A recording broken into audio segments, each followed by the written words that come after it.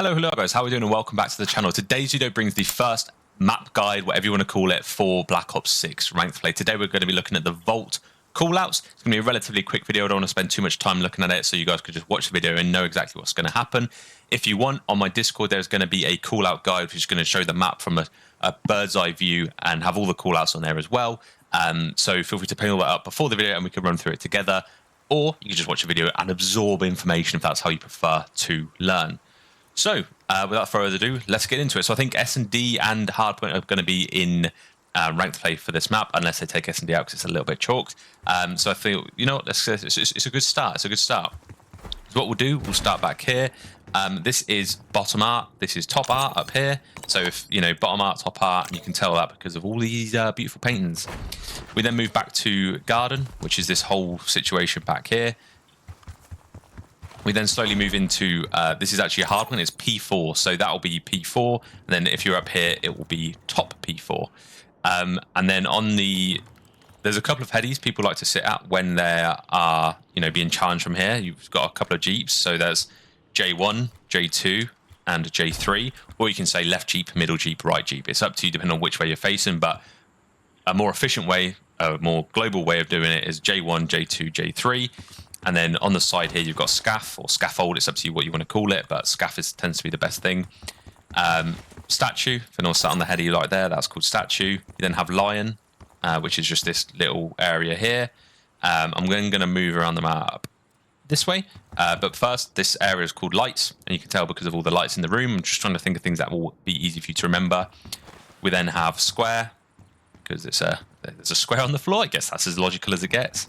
Then have book, because this is sort of a library or a study. And then we have nest, and it's called nest not because of any reason specifically, but because it's like a sniper's nest looking out over the pool.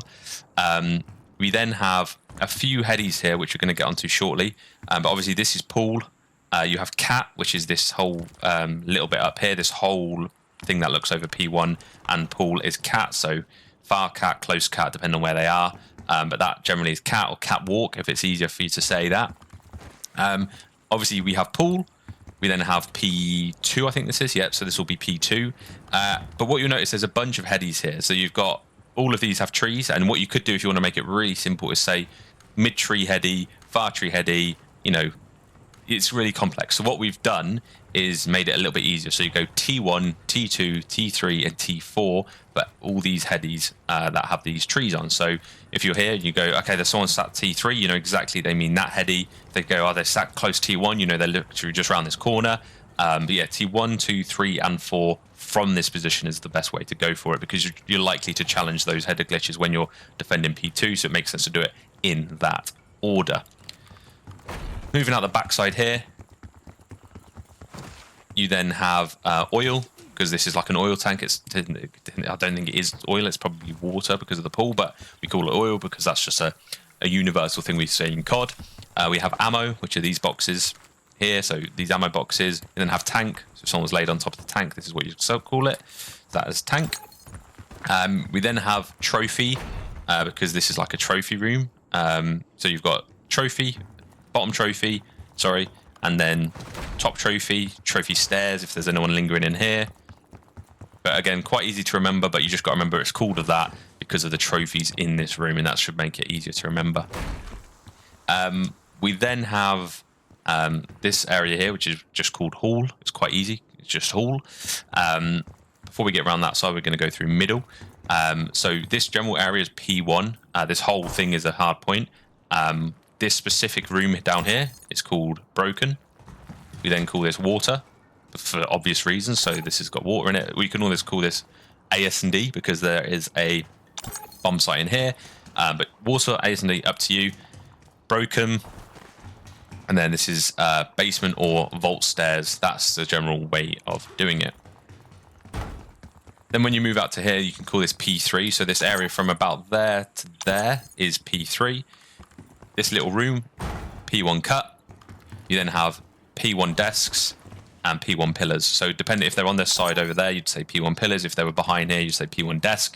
That simple. This then brings us back round to lights. Moving on down here, you have street. So this general area is called street. And then you can say palm heady. Again, if you want, you can go P1, 2, and 3. But that's confusing because that's what the hills is. Or you could say palm 1, palm 2, palm 3 if that's a little bit more clear.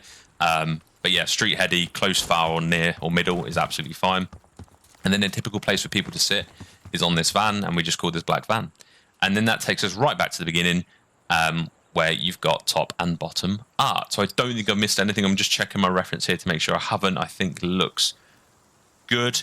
If you have any questions, leave it down in the comments below, and I will see you in the next guide. Ciao for now.